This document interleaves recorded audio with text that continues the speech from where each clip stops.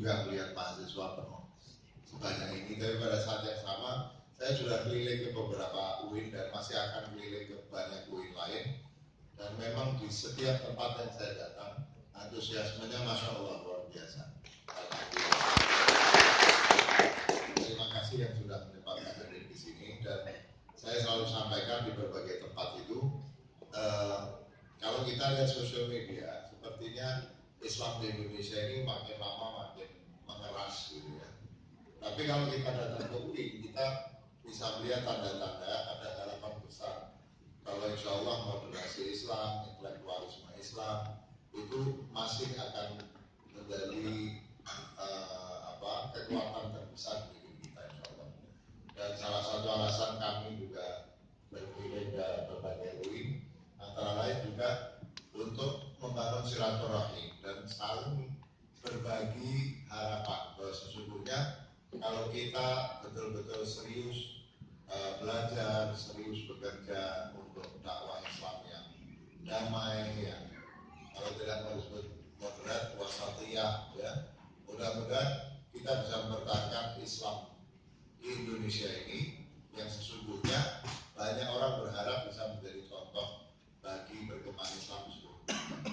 Tapi kalau kecenderungan belakang ini yang makin lama makin keras tidak bisa dibendung, maka Indonesia akan menjadi, Islam di Indonesia akan menjadi seperti Islam di Timur Tengah ya. Kita berharap pada Allah SWT agar kita dijauhkan dari satu umat yang berpecah belah, bahkan saling mengalirkan darah di antara kita sekalian. Alhamdulillah. Nah, karena waktu terbatas dan kelihatannya ruangannya lumayan panas, jadi saya langsung saja masuk ke pembahasan saya. Tentu terima kasih saya kepada Pak Rosim Matan juga, kepada Pak Wahyudi, Pusat Kajian Islam, Sains dan Teknologi yang sudah dalam waktu sangat dekat sebetulnya, ini hanya beberapa hari saja rencananya bisa menyelenggarakan pertemuan yang insya Allah seru seperti hari ini ya. Nah, yang selanjutnya saya akan mulai. Jadi kalau di buku saya ini didiskusikan di berbagai tempat, itu bukan karena bukunya istimewa, dan ini saya bukan basa-basi ya. Ini buku sebetulnya ceritanya menandai bahwa saya sudah jadi orang tua. Jadi beberapa bulan lalu umur saya 60 tahun. Teman-teman di Mizan yang sudah puluhan tahun bersama saya minta supaya ada tandanya apa di 60 tahun. Kemudian saya tulis di kata pengantar itu, jangan harap saya akan mengizinkan orang menulis biografi. Saya bilang, satu, saya tidak merasa ada hal-hal yang layak untuk dimasukkan ke dalam sebuah biografi. Maka saya bilang, kalau suatu saat saya tulis riwayat hidup saya tulis di pengantar, itu bentuknya bukan biografi, tapi aerografi. Istilah yang saya buat sendiri, catatan error saya di dalam hidup. Iya betul. Atau saya bilang, saya pakai istilah lain namanya mistakografi, dari mistake, dari catatan tentang kesalahan-kesalahan saya supaya orang bisa belajar. Tapi kalau isinya puji-pujian itu biasanya nanti lebih besar dari kenyataan. Jadi akhirnya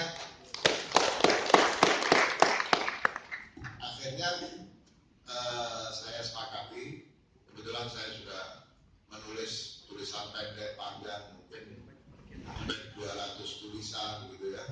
Saya pilih 30 tulisan yang saya anggap pertama, supaya tidak sekedar jadi bunga rampai, saya betul-betul seleksi dari tulisan-tulisan saya itu mana yang kira-kira bisa dikumpulkan dalam sebuah kumpulan tulisan yang relatif runtut. Kemudian kedua, menyampaikan message yang ada benang merahnya. Nah, hingga saya pilih bersama asisten saya, ketemulah kira-kira 30 artikel ini, dan mendadak saja di kepala saya waktu ditanya judulnya apa, mendadak lewat begitu saja di kepala saya, judulnya Islam Tuhan, Islam Manusia. Saya mau jelaskan sedikit dalam sisa waktu mungkin 15 menit ini, kenapa saya berikan judul Islam Tuhan, Islam Manusia, dan apa isi buku ini sehingga buku ini layak dijuduli sebagai Islam Tuhan, Islam Manusia. Saya kira judul Islam dan Islam manusia ini mampir di kepala saya karena dua alasan. Pertama, pasti itu dipengaruhi oleh suasana yang sedang berkembang di negeri kita, di kalangan kaum muslimin di Indonesia. Jadi yang kedua, mungkin itu merupakan cetusan dari apa yang saya tangkap dari kumpulan tulisan saya ini. Nah, kenapa diberi judul Islam dan Islam manusia? Ada beberapa alasan, tapi saya mau sampaikan dua alasan saja. Alasan pertama, itu tidak banyak orang sayangnya, dan belakangan ini kelihatannya lebih banyak orang merasa bahwa Islam yang dia anut itu Islamnya Tuhan. Dalam arti maunya Tuhan Islam itu seperti apa maunya Tuhan dengan Islam itu, itulah Islam dia. Bahwa dia sudah menangkap 100% secara sempurna Islam sebagaimana yang dimau oleh Tuhan. Jadi Islam saya ini Islamnya Tuhan. Kalau dia marah-marah, dia merasa dia mewakili Tuhan yang sedang marah-marah. Ya. Dan itu kelihatan sekali kan. Nanti kelihatannya dari mana? Kelihatannya dari mudah mengkafirkan orang, mudah mensyirikkan orang, mudah membid'ahkan orang, mudah memunafikkan orang, ya. Karena dia merasa Islam saya inilah Islam yang dimau oleh Tuhan. Ya, Islam yang diturunkan oleh Tuhan lewat Rasulullah SAW dengan melalui kitab suci Al-Quran, itulah Islam. Kalau ada Islam yang tidak sama dengan Islam saya, berarti itu bukan Islam Tuhan, karena Islam Tuhan itu Islamnya saya. Nah, kecenderungan seperti ini kelihatannya makin lama makin menguat belakangan ini. Dan efeknya apa? Efeknya Islam di Indonesia yang penuh toleransi, Islam yang saya sebut sebagai Islam wasatiyah, dan ini bukan basa-basi. Menurut saya, Islam di Indonesia yang merupakan salah satu manifestasi dari Islam Ahlus Sunnah wal Jamaah ini adalah Islam wasatiyah yang saya sebutkan. Nanti mungkin sambil jalan saya bisa menunjukkan kenapa saya sebutkan sebagai Islam wasatiyah, ya. Dan istilah wasatiyah itu dari Allah SWT. Nanti saya akan kutipkan juga hadis yang lain yang kita semua sudah sering dengar yang menunjukkan seharusnya Islam yang dimaui oleh Allah SWT itu Islam apa? Itu Islam yang disebut Islam tasamuh, ya. Kan ada hadis yang terkenal di mana Rasulullah SAW mengatakan agama yang paling aku cintai, maksudnya Islam yang paling aku cintai, beliau disebut sebagai al-hanifiyah as-samha. Ya. Saya suka gambarkan apa? Hanifiyah itu karena sesuatu yang lurus, ya, seperti siratal mustaqim, lurus, tapi disebut juga samha. Dari satu kata, ya, yang sama dengan tasamuh. Itu artinya apa? Garis lurus ini, hanifiyah ini bukan sesuatu yang sempit, tapi disebut samha. Lurus tapi lapang, selesa istilahnya. Lurus tapi lapang. Itu artinya apa? Artinya bahwa di dalam ajaran Islam ini bisa ditampung berbagai macam penafsiran yang meskipun berbeda-beda, dia masih berada di dalam satu koridor yang lurus itu. Ya. Nah, itu yang sekarang mulai dilupakan orang. Orang merasa Islam itu yang benar cuma ada satu, dan tidak berhenti hanya pada Islam yang benar itu cuma satu. Yang satu itu adalah Islam lain. Karena Islam saya lah yang sama dengan Islam Tuhan. Padahal kalau kita pelajari, ada Islam yang turun dari Allah SWT. Kita sebut saja Islam Tuhan. Tapi Islam Tuhan itu begitu sampai kepada manusia, dia sudah berubah menjadi Islam manusia. Apa yang saya maksud Islam manusia? Sumbernya dari Allah SWT, tapi dia difahami sebagai suatu tafsir. Tidak ada Islam yang sampai kepada manusia yang tidak dipahami dengan background orang yang menangkap itu sehingga dia menjadi sebuah tafsir. Gak ada itu Islam dari yang saya pahami Islam dari Allah SWT terus turun ke kita dalam keadaan itu persis seperti Islam Allah SWT. Al-Marhum Caknur dulu bahkan mengeluarkan istilah yang sangat keras. Dia bilang orang yang merasa bahwa dia memahami Islam Tuhan ini Cak Nur waktu itu tidak menggunakan istilah Islam Tuhan Islam manusia. Orang yang merasa dia memahami Islam persis seperti maunya Tuhan dan merasa bahwa itu satu-satunya paham yang betul, kemudian menyalahkan pemahaman orang tentang Islam yang berbeda, itu orang seperti itu sudah disebut orang yang paling syirik, karena dia merasa dirinya seperti Tuhan sudah. Nah, orang yang belajar Tuhan ini merasa dirinya sok seperti Tuhan ini kalaupun tidak makin banyak, suaranya makin keras. Suaranya makin keras. Padahal Allah Ta'ala ini kan berulang kali di dalam Al-Quran mengatakan bahwa aku tahu, wa antum la ta'lamun, kamu nggak tahu. Dalam berbagai ayat Allah mengatakan aku tahu, kamu nggak tahu. Ya kan? Kemarin saya ngutip waktu urusan Ahok Anies Baswedan itu pas sebelum pencoblosan, saya ngutip ayat Al-Quran asan kekerusian lakum asan kekerusian lakum, dan Allah mengatakan Allah tahu, kamu nggak tahu. Diulang-ulang oleh Allah SWT. Kamu aku tahu kalau tidak tahu. Ya. Di berbagai ayat. Tentu kita tahu Allah SWT mengatakan itu kalau lautan itu jadi tinta untuk mencatat ilmunya Allah, nggak akan cukup meskipun didatangkan lautan yang sama, nggak akan pernah cukup. Jadi betapa sombongnya orang yang merasa bahwa dia melengkap apa yang dimau oleh Tuhan, dan pada saat yang sama menganggap bahwa satu-satunya kebenaran itu adalah kebenaran yang dia pahami. Dan kalau sampai hanya pada tingkat sombong saja masih bagus, tapi kalau sudah mulai mengkafirkan orang, mensyirikkan orang, menzindikan orang, membid'ahkan orang, memunafikkan orang, yang lebih parah lagi kalau lebih jauh seperti ISIS itu, dia berhak membunuh orang dengan mudah. Orang ditangkap melakukan kesalahan, seorang ibu saya lihat beberapa hari yang lalu suruh jongkok di pinggir jalan, dia khutbah kira-kira 2-3 menit, terus langsung dus ditembak kepalanya. Dan itu sudah menjadi satu hal yang lazim. Ujungnya nanti gaya-gaya seperti ini, mereka berhak untuk menentukan siapa yang boleh hidup, siapa yang tidak boleh hidup. Nah, pemahaman ada Islam Tuhan, Islam manusia dalam makna ini adalah satu pemahaman yang sangat penting agar kita betul-betul bisa mengembangkan Islam yang tasamuh, Islam yang lurus, jalan lurus, tapi dia berupa koridor. Seperti jalan raya itu. Jalan raya itu ada orang yang bisa jalan di pinggir, kalau orang jalan kaki dia jalan di trotoar, yang naik motor jalan di jalan rayanya tapi di pinggir, ada mobil yang jalannya lebih ke tengah. Ya, seperti itu. Ada banyak pemahaman tentang Islam yang sama-sama sebetulnya berada di dalam koridor jalan yang lurus. Dan itu pemahaman yang pertama tentang adanya Islam Tuhan dan Islam manusia. Tapi ada pemahaman lain yang lebih positif.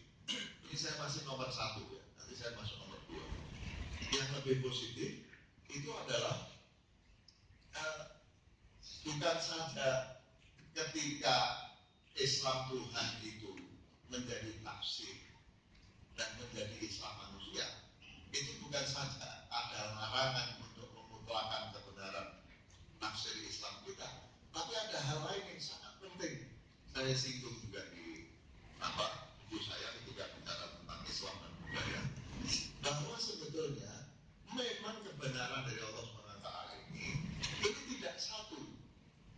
Jadi itu pemahaman tentang ada Islam Tuhan Islam manusia itu bukan saja membuat kita rendah hati dan merasa ada kemungkinan pemahaman saya mengandung kesalahan, ada kemungkinan pemahaman orang mengandung kebenaran, tapi sebetulnya ini juga mengajarkan kepada kita bahwa Islam yang datang dari Tuhan itu ketika sampai kepada manusia memang Allah merancang untuk menjadi banyak kebenaran. Itu kalau kita kembali kepada Elva, kepada kepada yang disebut sebagai tasawuf falsafi, misalnya dari Ibnu Arabi, itu kan segala sesuatu yang ada di alam semesta ini itu adalah tajalli dari Allah SWT, manifestasi, pengetahuan Ta'ala. Kadang disebut tanazul. Saya kasih contoh sederhana karena tidak ada waktu. Itu Allah itu nur samawati wal ardh. Allah itu cahaya. Kalau kita bayangkan seperti cahaya matahari, ya. Itu kan kalau kita belajar fisika ada tentang spektrum warna sinar matahari. Kalau sinar matahari itu ketika jatuh ke sebuah prisma, ya, dia warnanya apa? Putih.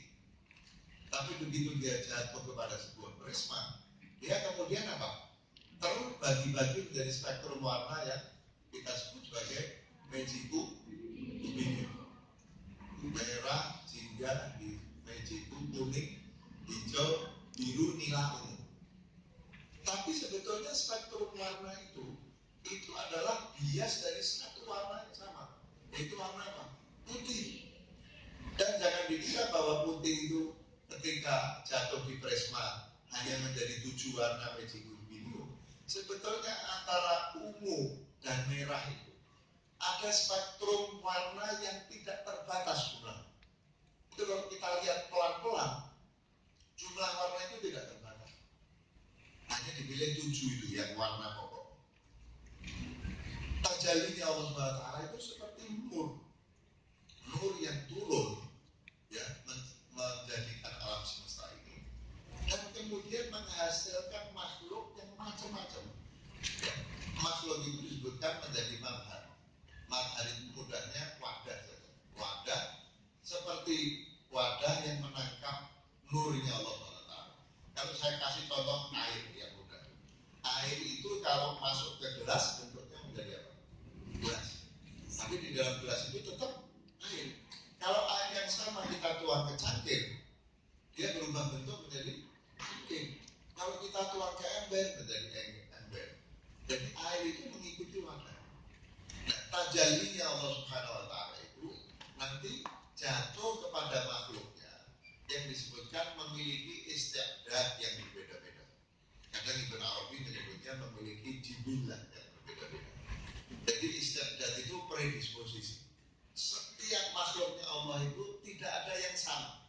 Semua makhluknya Allah itu baik genusnya maupun spesiesnya, ada malaikat, ada jin, ada manusia, ada hewan, ada tumbuhan, ada mineral, itu semua beda. Tapi di antara spesies manusia tidak ada satupun spesies manusia yang sama dengan spesies manusia yang lain. Semua manusia itu unik. Semua hewan meskipun sama-sama kucing pasti unik. Itu kalau di dalam Al-Quran disebut latikrar tajalli. Tidak ada pengulangan dalam tajalli. Begitu tajalli Allah itu berulang, maka Allah itu terbatas. Tapi saya nggak akan cerita tentang ini. Jadi tajalli Allah itu unik pada siapa? Nurnya satu, tapi sebagai madhar, setiap genus dan spesies makhluk Allah itu lain. Sehingga seperti air yang jatuh kepada wadah yang bentuknya beda-beda, dia menjadi beda-beda. Jadi perbedaan tafsir itu bukan saja sesuatu yang harus kita terima dengan rendah hati, tapi perbedaan tafsir itu sesuatu yang Allah SWT memang mau itu. Bahwa kebenarannya Allah yang tidak terbatas itu terbagi-bagi kepada semua makhluknya. Batu itu menangkap tajallinya Allah. Tanaman itu menangkap tajallinya Allah dengan cara berbeda. Bahkan sebenarnya kenapa terjadi perbedaan? Karena memang wadahnya lain-lain. Setiap manusia, meskipun sama-sama PhD di bidang filsafat Islam atau di bidang apapun, itu dia pasti akan menerima ajaran Allah yang filosofis itu dengan cara berbeda. Jadi bukan saja kita harus rendah hati menyadari adanya kemungkinan kesalahan tafsir pada kita dan kemungkinan kebenaran pada tafsir orang, tapi kita harus sadar bahwa Allah memang mau begitu. Artinya apa? Kalau kita mau tahu lebih dekat kemauannya Allah, kalau kita mau paham Islam Tuhan yang lebih dekat dengan betul-betul Islam yang dimauin Tuhan, caranya itu bukan justru dengan menyalahkan pandangan orang, justru dengan memungut tafsir-tafsir orang yang beda-beda. Karena Allah jatuhkan sinarnya kepada si A, sinar yang sama jatuh kepada si B menjadi B. Atau saya bikin A1, katakan A manusia, B hewan, C tumbuhan. Kepada A1 itu Islamnya menjadi Islam A1. Islam benar jatuh kepada Islam orang manusia A2, Islam itu menjadi A2. Jatuh kepada manusia A3, Islam menjadi A3. Tapi Islam A1, Islam A2, Islam A3 itu semua Islam yang benar. Kenapa menjadi A1, A2, A3? Karena istiqdatnya A1 beda dengan istiqdat A2, beda dengan istiqdat A3. Nah, A1 dapat secuil, A2 dapat secuil, A3 dapat secuil, A sejuta dapat secuil, A semiliar dapat secuil. Supaya kita dapatnya banyak, caranya bagaimana? Cuilan-cuilan ini kita kumpulkan sehingga kita mendapatkan nurnya Allah SWT, tajallinya Allah lebih lengkap. Kalau kita nyalahkan orang, harusnya kita punya peluang mendapatkan 1000 A. Kita hanya punya 1 A. Jadi bukan saja menganggap Islam kita itu sama seperti Islamnya Allah dan satu-satunya Islam itu sebuah takabur yang tidak bisa diampuni dosanya, tapi kita sudah menutup diri dari kekayaan kebenaran Allah yang dimiliki oleh orang-orang yang lain yang berbeda dengan pemahaman kita. Nah, di dalam buku saya itu juga saya menulis misalnya Islam dan budaya lokal. Allah Ta'ala mengatakan waja'alnakum syu'uban wa qabailan lita'arafu. Allah menjadikan kamu suku-suku dan qabail untuk saling menggali kearifan. Kalau saya jadi ada Islam Nusantara, Islam Arab, Islam India, Islam Persia, Islam Cina. Islam apa saja itu hanya lumrah. Karena apa? Tajallinya Allah SWT jatuh ke kelompok-kelompok budaya yang beda-beda. Orang Parsi yang suka pemikirannya rumit-rumit melahirkan filsafat. Orang Saudi yang simpel-simpel, yang tradisinya nomad, itu melahirkan Islam yang egaliter. Orang Islam di Cina dengan budaya tertentu juga melahirkan Islam Cina yang punya kekhasan. Saya bahas juga di buku saya itu tentang relativitas mazhab. Mazhab ini kan ada banyak, kalau di kalangan Ahlus Sunnah ada 4. Jangan dikira bahwa 4 mazhab itu kan semua imam-imam besar. Kenapa kok mazhab itu beda-beda? Kenapa? Apa karena ilmunya yang satu lebih pintar, satu kurang pintar? Saya kasih contoh sederhana. Mazhab Syafi'i itu lebih teliti urusan hukum-hukum ibadah. Karena dia seorang habib, seorang obat. Imam Syafi'i mementingkan betul tentang ibadah. Tapi kalau kita pergi ke Imam Abu Hanifah, Imam Abu Hanifah itu lebih longgar dari soal fikih ibadah, tapi lebih teliti dan ketat dalam soal fikih muamalah, khususnya yang terkait dengan transaksi perdagangan. Alasannya apa? Alasannya sederhana. Karena Imam Syafi'i itu ahli, Imam Abu Hanifah itu pedagang, dan dia tahu bagaimana pasar tempat orang berdagang itu membuka kemungkinan luar biasa bagi tipu menipu. Karena itu dia konsentrasi memastikan bahwa hukum yang terkait dengan muamalah, khususnya bai'ah dan lain sebagainya, itu lebih teliti. Imam Syafi'i ketika tinggal di Irak dan di Mesir lain, ada Paul Qadim dan Paul Jadi. Itu nanti di antara penerus mazhab Imam Syafi'i lain-lain. Islam di pesisir sama Islam di pedalaman itu lain. Jangankan Islam Nusantara sama Islam Arab. Islamnya orang yang tinggal di pesisir sama Islamnya orang yang tinggal di pedalaman itu tidak sama. Nah, tapi apa kita kan bilang, terus yang betul yang mana? Yang di pesisir atau di pedalaman? Dua-duanya betul. Cara hidup orang pesisir menangkap Islam Tuhan dengan cara yang berbeda dengan orang pedalaman. Imam Abu Hanifah yang pedagang menangkap Islam Tuhan dengan cara yang berbeda dengan Imam Syafi'i menangkap Islam Tuhan. Berbeda. Ya. Jadi suku-suku, tempat tinggal. Ya. Kenapa misalnya orang Arab yang di saya nggak bicara orang Arab itu ada Arab, ada Musta'rib, ya, lain. Orang Afrika, orang Lebanon itu bukan orang Arab asli. Tapi saya bicara Arab gurun, orang Badui yang disebut Arab. Kenapa Islamnya itu sederhana dan egaliter? Karena mereka nomaden. Mereka tinggal sebentar di satu tempat, buka kemah, pindah ke tempat lain. Sementara ada Islam yang disebut dalam cultural anthropology itu orang-orang sedentary, tinggal. Mereka yang mengembangkan budaya yang tinggi. Budaya itu kan dalam bahasa Inggris kultur. Kultur itu arti aslinya apa? Tanam menanam. Jadi kultur itu adalah budaya yang dilahirkan oleh orang yang gaya hidupnya tanam menanam. Nah, hortikultural itu adalah tanam menanam tanaman keras. Kultur jaringan itu menanam jaringan. Jadi budaya itu asalnya dari orang yang tinggal di satu tempat dalam waktu lama dan mencari nafkah dengan menanam. Lalu dari situlah bisa berkembang budaya. Jadi Islam yang dianut sama orang nomaden sama orang yang tinggal dan melakukan tanam menanam itu lain. Dan jangan bilang bahwa yang Islamnya nomad ini salah, atau yang betul Islamnya orang yang hidup secara sedentary tinggal dan tanam menanam. Tidak. Memang Allah SWT itu sudah menciptakan alam semesta dan makhluknya dengan keunikan sendiri-sendiri, dan mereka menjadi mazhar yang menampung tajalinya Allah dengan cara berbeda. Maka mari kita saling belajar. Orang kok keberatan dengan Islam Nusantara? Orang itu harus keberatan kalau orang menganggap Islam Nusantara itu lebih baik dari Islam Arab, atau lebih baik dari Islam India, atau lebih baik dari Islam Cina. Itu kita boleh keberatan. Tapi kalau ada Islam Nusantara, yang ada. Tapi Islam Nusantara itu tidak lebih baik dari Islam Cina. Islam Nusantara berbeda dari Islam Cina. Saya nggak bicara sekarang ya, itu ada faktor sosial politik. Tapi Islamnya manusia dari suku Cina itu sama baiknya dengan Islamnya manusia dari suku Nusantara. Tapi beda.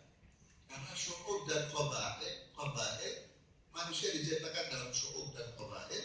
Allah mengatakan lita'arofu, saling belajar, saling menggali. Itu Islam bukan Islam manusia. Beberapa menit saja saya akan sampaikan alasan kedua kenapa saya pakai judul Islam bukan Islam manusia. Ini juga terkait sangat erat dengan kondisi umat Islam yang sangat memprihatinkan di dunia dan sekarang juga di Indonesia. Apa itu? Allah SWT itu butuh agama atau enggak? Kira-kira Tuhan itu, agama Islam itu Tuhan butuhkan apa enggak buat dirinya? Enggak. Tuhan tidak butuh agama. Agama ini diturunkan untuk manusia. Ayat terakhir yang turun al-yauma akmaltu lakum dinakum wa atmamtu alaikum ni'mati wa raditu lakumul Islam dinan. Ketika agama sudah dianggap sempurna, Islam, Allah mengatakan aku ridho. Islam sekarang menjadi agamamu. Tuhan tidak butuh agama. Agama itu diturunkan oleh Tuhan untuk kebahagiaan manusia. Agama Islam diturunkan, Rasulullah diturunkan membawa Al-Quran rahmatan lil alamin. Mungkin yang mendengar ini masih heran, apa yang baru dalam hal ini? Sadarkah kita bahwa sekarang ini muncul orang-orang yang untuk menyenangkan Tuhan dia menyusahkan manusia. Sekarang ini yang terjadi, orang banyak mengaku mau membela Tuhan, dan untuk itu dia menyusahkan manusia, memunafikan manusia, membunuh manusia. Seolah-olah yang butuh agama itu Tuhan, bahwa supaya kita dapat ridhonya Allah. Ridho itu artinya supaya Allah senang. Maka apa? Kamu kafir, kamu munafik, kamu gak ikut syariat Islam, kamu syirik, kamu bid'ah, kamu menista agama, kamu ini. Dan dengan menyusahkan manusia, dia berpikir dia sudah menyenangkan Tuhan. Kebalik. Agama ini diturunkan oleh Allah untuk kebahagiaan umat manusia. Kalau mau menyenangkan Tuhan, caranya bukan dengan menyusahkan manusia, tapi dengan membahagiakan manusia, dengan mencintai manusia. Ridhonya Allah itu hanya bisa kita peroleh kalau kita mencintai manusia. Dan saya mendapati di bagian akhir buku ini saya bicara tentang Islam cinta.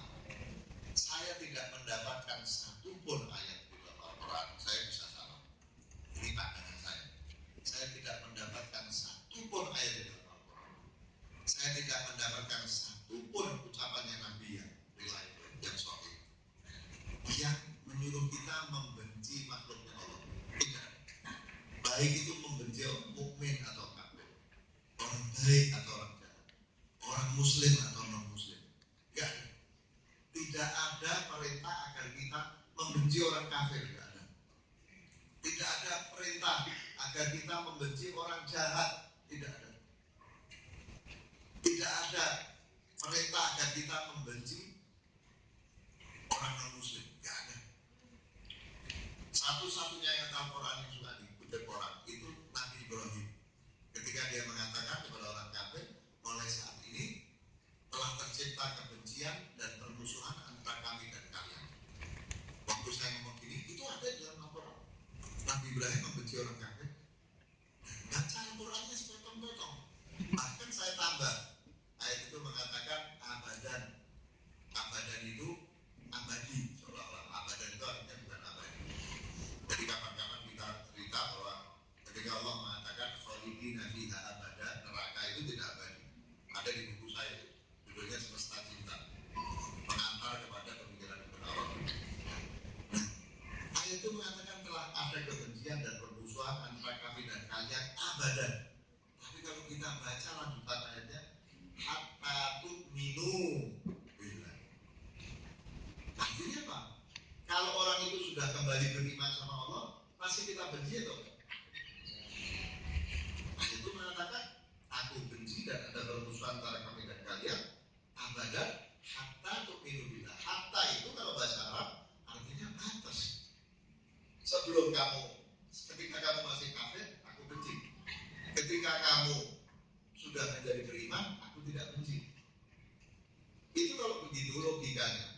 Yang harus dibenci itu manusianya apa kekafirannya? Kekafirannya. Karena kalau kita benci sama manusia, ya selamanya kita benci. Kita benci manusia karena kafir. Dan kafir itu tidak ada. Kalau di dalam tulisan saya, itu bukan urusan Islam atau Islam. Jadi saya tulis agak panjang di situ. Penelitian saya tentu terbatas.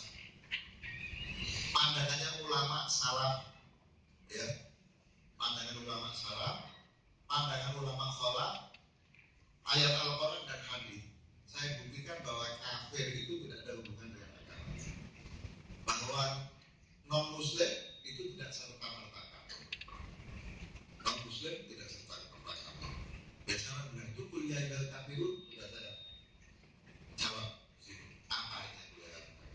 Terus ada yang bilang lagi, mungkin dia pikir ini salah. Dia mengutip ayat Al-Quran, lafaz amaral ladina qalu inna allaha salisu. Itu kan jelas telah kafir orang yang mengatakan Tuhan itu yang berbeda dari yang tiga. Kok Anda bisa bilang bahwa kekafiran itu tidak berhubungan dengan apa namanya? Jadi tidak serta merta non muslim itu kafir. Saya taruh di riset saya itu bahwa Imam Ghazali di dalam Aisyah Tablutok mengatakan bahwa Trinitas itu tauhid. Jadi saya kutip Imam Ghazali. Imam Ghazali tentu tidak setuju dengan istilah Isa itu Tuhan anak, itu bukan anak Tuhan, tidak setuju. Tapi kata Imam Ghazali, yang dimaksud Allah ketika mengatakan Imam lafaz kamarul ladina qalu innallaha alijul falatan, bukan Trinitas. Kemudian saya dapati di dalam bukunya Syahristani, penulis Al-Milal wal Nihal yang saya terkenal, bahwa menurut Syahristani yang dimaksud Al-Quran itu adalah dua sekte Kristen yang saya nggak tahu sekarang masih ada enggak. Satu namanya Mulkaniyah, kedua Yakubiyah. Dan itu bukan Trinitas. Itu kalau istilahnya sekarang, Yakubiyah Mulkaniyah itu yang disebut sebagai triteisme monofisik. Triteisme monofisik itu percaya bahwa Tuhan itu memang ada tiga dalam zatnya. Itu hanya Mulkaniyah dan Yakubiyah. Tapi kata Imam Ghazali, kalau Trinitas itu tauhid. Jadi satu Tuhan. Tri itu tiga, Trinitas itu tri dalam unitas, tiga dalam satu. Ya, tri itu. Nah itu seperti kata orang Nasrani, ya, itu kan satu Tuhan tiga oknum. Itu persis yang dibilang Imam Ghazali dalam Faisal Al-Report, bahwa yang Tuhan yang satu, tapi tiga akoni. Oknum jamaknya akoni. Jadi satu Tuhan tiga oknum. Kata Imam Ghazali itu tauhid, trinitas. Kita tidak mau mengatakan sudah pasti saya dan bukan salah, Imam Ghazali mungkin salah, tapi jangan gampang mengatakan non Muslim itu kafir. Orang juga protes. Setiap agama punya istilah non Muslim itu sebagai kafir. Kalau berhenti di situ masih bagus. Kalau terus kita baca Al-Quran, amal mereka seperti guru. Jadi orang-orang non Muslim itu meskipun baiknya kayak apa, masuk neraka. Yang lebih parah lagi, bunuhlah orang-orang kafir itu dimanapun kamu temui mereka, dimanapun mereka berada. Masih bagus kalau cuma istilah. Dan kalau terus bilang bunyi, amalnya ditolak, semua masuk neraka. Apa bisa tolak? Apalagi kalau bilang bunuhlah mereka dimanapun kamu temui. Nggak bisa. Ya kalau bukan kafir, istilah orang yang bukan Muslim apa? Kalau dalam pembicaraan biasa, baik Muslim. Kalau di dalam Al-Quran disebut Ahlul Kitab, disebut Nasoro, disebut Yahud, disebut Sobi'i. Sobi'i itu kalau menurut banyak ulama itu bukan hanya agama Zarathustra di Iran. Semua agama kecuali Yahudi dan Kristen itu masuk dalam kategori Sobi'i. Jadi saya berusaha melakukan survei terhadap Al-Quran dan Hadis. Tidak ada satupun perintah bagi orang Muslim untuk membenci makhluk Allah. Tidak ada. Tidak boleh benci sama makhluk Allah, meskipun kafir, meskipun jahat, tidak boleh. Kita membenci kejahatan, kita membenci kekafirannya, dan kekafirannya itu bukan non muslimannya. Kafir itu artinya orang jahat, nggak punya integritas, itu kafir. Jadi Pak, yang disebut kafir itu apa? Saya tulis di situ. Orang kafir Quraisy. Ini saya sudah mau akhir. Orang kafir Quraisy. Itu kenapa disebut kafir? Apa mereka tidak percaya? Orang kafir Quraisy itu di dalam Al-Quran jelas mereka yakin bahwa Muhammad bin Abdullah itu Nabi yang sudah dijanjikan. Mereka yakin bahwa Islam yang dibawa Rasulullah itu adalah agama yang dijanjikan akan datang. Saya bawakan beberapa bukti-bukti dari kitab-kitab tarikh klasik bahwa orang seperti Abu Lahab, Abu Jahal itu percaya pada kebenaran Nabi Muhammad, percaya pada kebenaran Islam. Tapi kenapa mereka menolak? Alasannya ekonomi. Saya kutipkan beberapa kitab tarikh. Kota Makkah itu kota nggak punya apa-apa. Itu sampai ada yang mengatakan tapi ada versi lain. Asal katanya Makkah. Orang tinggal di situ nangis karena susahnya hidup di Makkah. Satu-satunya sumber ekonomi apa di Makkah? Itu adalah perdagangan di pasar-pasar Makkah seperti Okam dan lain sebagainya itu. Ketika kafilah lewat, kafilah dagang yang mau pergi ke tempat lain, misalnya ke mana Mesopotamia atau ke Yaman atau kemana, itu melewati Makkah. Kemudian mereka membeli bekal di pasar-pasar kota Makkah. Sebetulnya mereka itu rutenya nggak perlu lewat kota Makkah. Tapi kenapa mereka kafilah itu melewati kota Makkah? Karena ada berhala di Ka'bah. Mereka melewati Makkah supaya bisa menyembah berhala di Ka'bah. Saya tunjuk bukti-bukti dan argumentasi. Nah, kemudian mereka berharap orang-orang yang akhirnya menjadi penguasa politik dan kapitalis Mekah, termasuk Abu Lahab, Abu Jahal, Abu Sufyan dan lain sebagainya, itu mereka ketika tahu ini Nabi ini ternyata membawa ajaran anti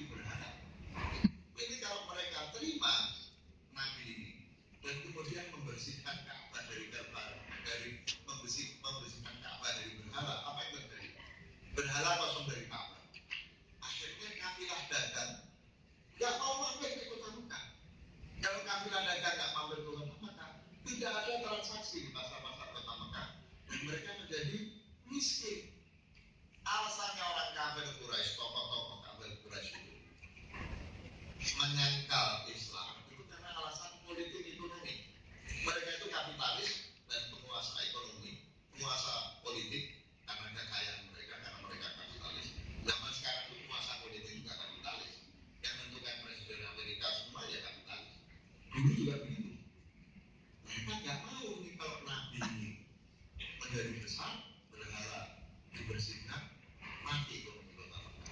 Inilah kafir. Kafir itu kata ulama dari dulu sampai Ibn Taimiyah itu adalah ketika orang menyangkal Islam yang dia sudah yakini benar. Jadi kalau orang tahu Islam tapi dia tidak yakin bahwa Islam itu benar dan dia menolak Islam, dia tidak disebut kafir. Kalau di dalam buku para ulama itu disebut kekafiran hanya boleh dijatuhkan kepada seseorang setelah terjadi apa yang disebut sebagai qiyamul hujjah. Qiyamul hujjah itu tegaknya hujjah. Artinya Islam sudah sampai pada orang itu dan dia sudah yakin pada kebenarannya. Kemudian dia tolak. Itu baru boleh disebut kafir. Seperti orang kafir Quraisy itu. Sebagian di antara orang-orang itu mengenali Muhammad seperti mereka mengenali anaknya sendiri. Tapi karena alasan ekonomi politik, mereka menolak Islam. Baru orang seperti ini boleh disebut kafir. Kalau orang Nasrani dari kecil dilahirkan di keluarga Nasrani, dididik menjadi Nasrani, besar menjadi Nasrani, bukan kafir. Tapi kan mereka sudah dengar Islam. Yang Islam yang sampai ke mereka tidak meyakinkan. Makanya ada yang orang bilang, "Lah sekarang banyak internet. Kenapa mereka nggak belajar Islam?" Saya ingat semua yang hadir di sini dari bawah sampai atas. Ada nggak yang pernah nonton mimbar agama Kristen TV? Ada nggak yang pernah buka, menggoogle tulisan-tulisan yang menunjukkan kebenaran agama Kristen? Ada? Nah, kalau tidak, kok kita nuntut orang lain belajar Islam? Kita sendiri nggak pernah mau belajar agama orang lain.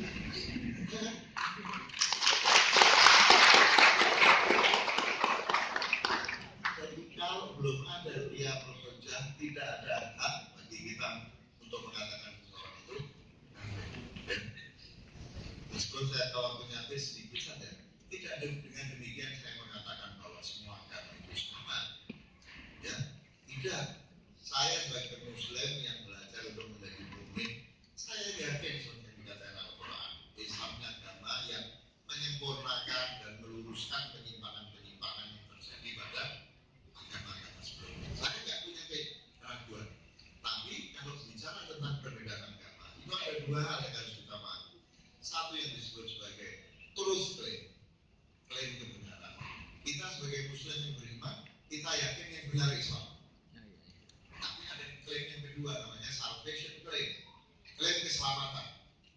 Meskipun kita yakin bahwa agama yang paling benar itu Islam, tapi kita percaya non-Muslim yang tidak kafir, yang tidak menolak kebenaran karena alasan vested interest, selama mereka seperti yang Al-Quran percaya pada Allah, percaya pada hari akhir, dan mereka beramal soleh, di dalam ayat lain disebutkan wahum muhsinin, dan mereka muhsin melakukan ihsan, maka Allah menjamin tidak ada ketakutan bagi mereka.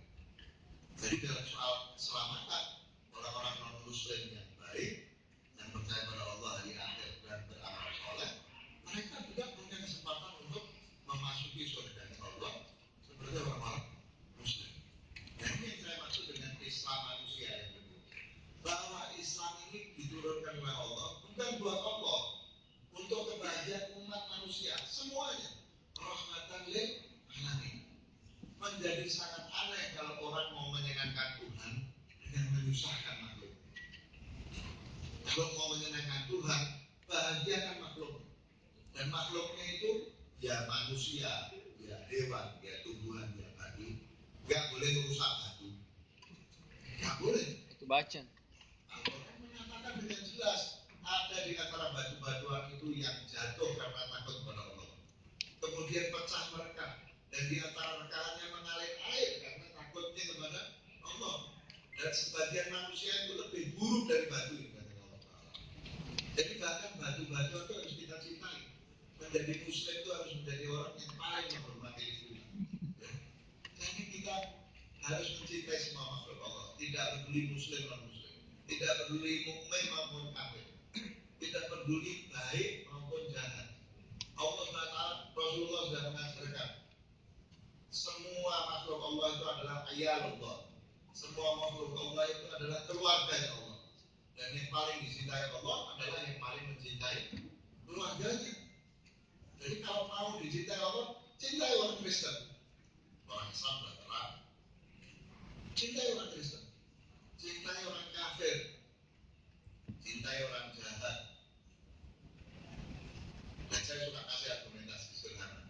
Kita sebagai Muslim wajib dakwah, wajib. Mungkinkah kita dakwah sama orang yang kita benci?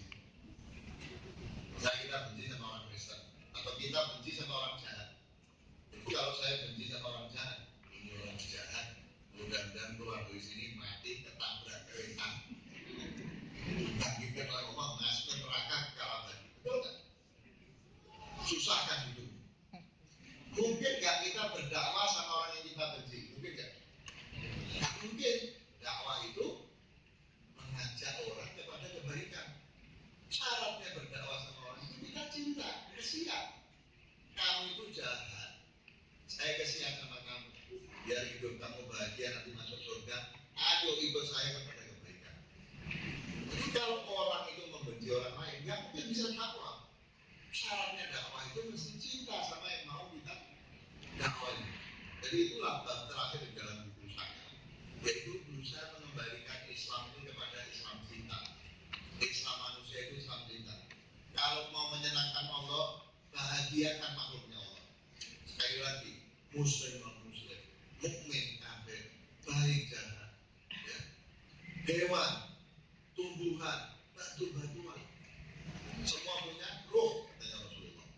Kira-kira itulah isi buku Islam dan Islam manusia. Saya cuma menunjukkan frame terakhir saja supaya tahu, ya. Di frame terakhir ini urut-urutannya saya tidak akan jelaskan karena buat saya jelaskan semua. Nah, yang di bawahnya saya cuma menunjukkan itu aja bagian saja. Yang paling bawah, Pak.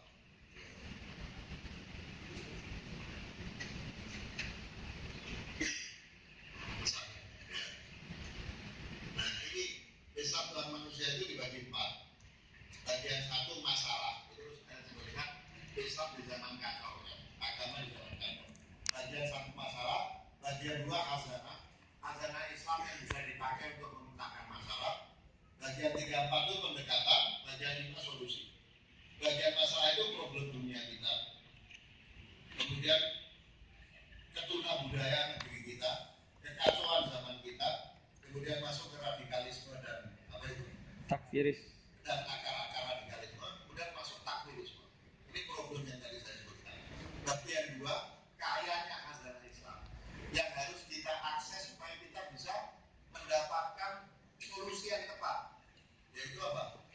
Pertama, daya-daya berpikir manusia. Bahwa manusia itu bukan cuma punya panca indera, bukan cuma punya rasio, dia punya imajinasi dan punya kekuatan laut rohani. Itu yang harus dieksplor.